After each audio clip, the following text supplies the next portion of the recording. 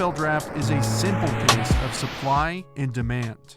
The best players and greatest talents comprise the limited supply at the top of the draft, and the teams who have the earliest picks represent the demand. Quarterbacks are the perfect example of this relationship. Since the demand has grown higher and higher in recent years, many of the top QB prospects from that limited supply too often become overhyped. When there's a league-wide shortage of quality quarterbacks, that's when desperation ensues. So when teams try to solve that problem through the draft and evaluate prospects who aren't the best players and greatest talents, they'll sometimes invest capital as if they are.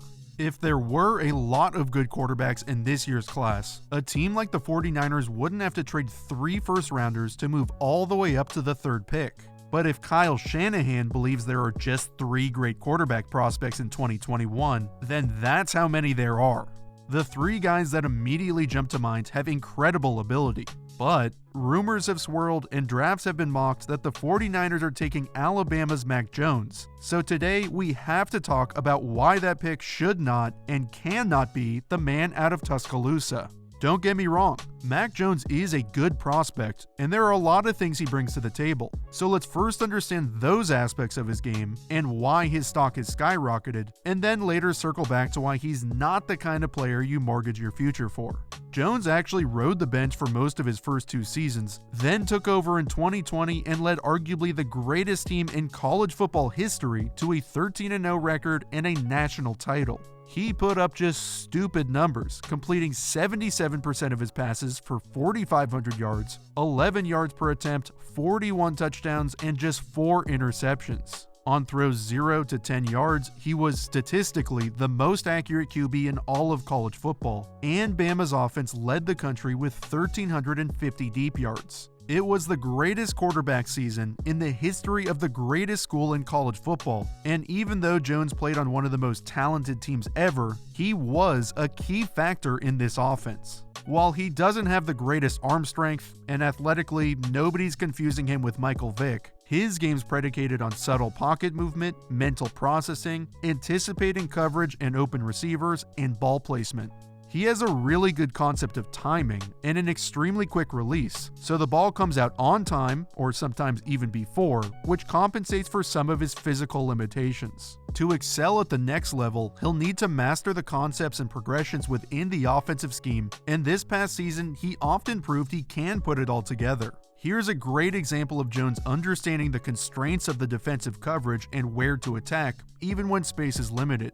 Bama's running missile double post, which is designed to attack 2 high safety defensive coverages. This route scheme to hold the weak safety, so the 2 posts can split the strong safety and attack the open middle of the field. But post-snap, the Vols roll into a 1 high coverage, which closes the middle of the field, changing the dynamics of the double post concept. Now the weak safety's carrying Devontae Smith, the corner is outside leverage on John Mechie, and the strong safety splitting the both of them. The shift in coverage makes things much more difficult for Jones, but he shows a couple of impressive traits to squeeze in the pass. Since it's play action, he doesn't see the safety rotation until after he turns his back around, and when he identifies the weak safeties coming down for Smith and the strong safeties shading heavier towards his route, he sees a little pocket to throw, but also has to move away from the backside pressure.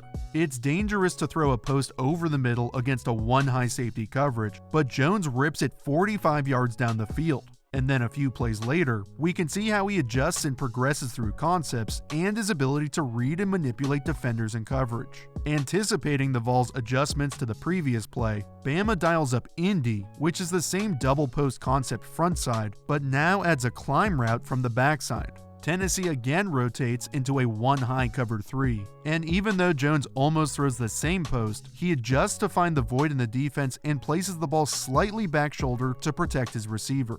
To create that extra tiny bit of space to make room for the climb, watch how Jones uses his eyes and shoulders to look to his right to move the defense, then comes back up the middle. These little nuanced aspects of the game are what he'll need to repeat and master to be worthy of the top 3 pick. But despite the public perception of his strengths, he's not mastered these aspects and can actually struggle with his mental processing, accuracy, and ball placement. Similarly to what we talked about last week with Trevor Lawrence, Jones will lose track of defenders, more specifically backside defenders, and though he threw just 4 interceptions, that number should have been way higher. For Lawrence, that processing issue is a legitimate concern, but he brings a boatload of physical ability to the table, which he can rely on as he learns to process at the NFL level. Jones, however, doesn't have those physical abilities. His arm strength is just around average, probably a little below, and he'll need to absolutely study his butt off and dominate the mental aspect of the game to be successful. That's certainly possible, no doubt about it, but to this point, between losing defenders in coverage and then some of his issues with ball placement, he's far from where he needs to be. Take this example, which sets up the next play to illustrate how he can sometimes struggle.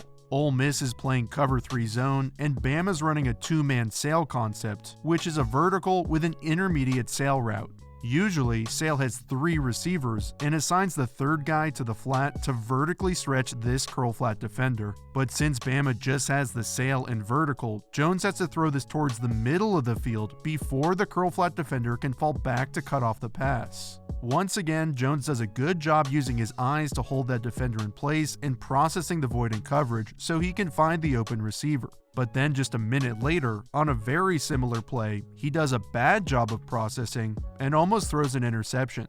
SEC defenses are not going to let dudes run wide open through the middle of the field twice, so Ole Miss makes an adjustment to their cover 3 zone and plays what's called Ripley's match to basically man up the sail route while still playing cover 3.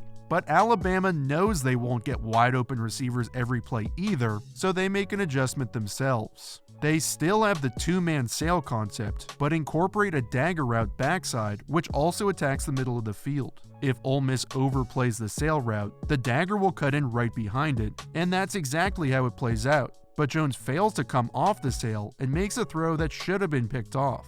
After he turns his back on the play fake, we can see him reading the curl flat defender trying to hold him in place to hit the sail again.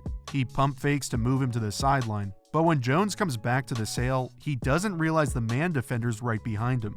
He either doesn't see the man guy and is trying to throw this back shoulder away from the curl flat defender, or just misses the throw trying to beat the man coverage. He should have reset for dagger. There was an open receiver, but these lapses in processing lead me to believe he isn't as valuable a quarterback prospect as many seem to think. He doesn't see the field well enough to consistently beat zone coverage, and I don't think he's accurate enough to consistently beat tight man.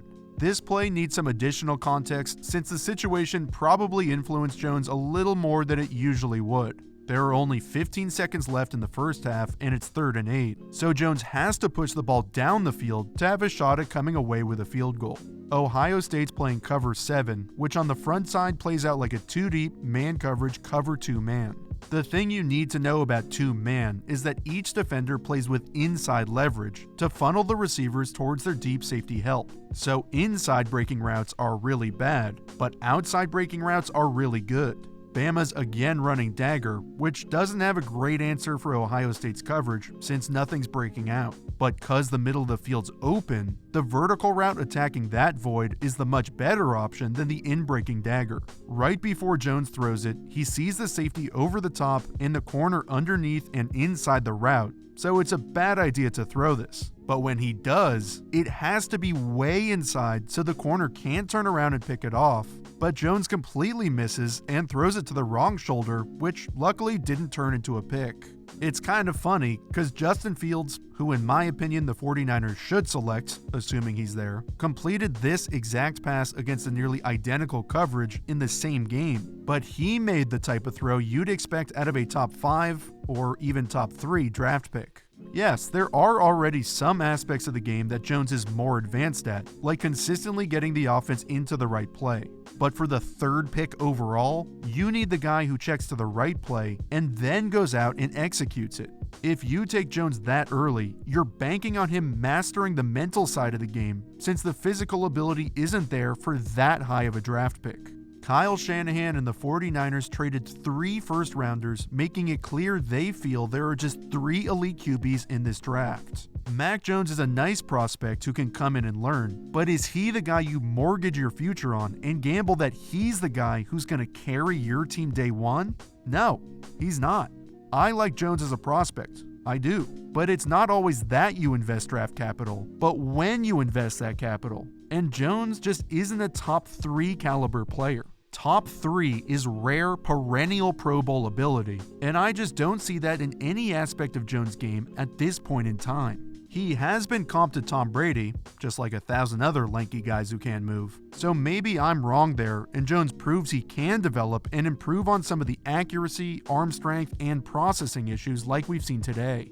I'd be shocked if the 49ers select him at 3, but if he is Shanahan's guy, that dude creates offense like no other. And if he gets his guy, he's probably going to be right.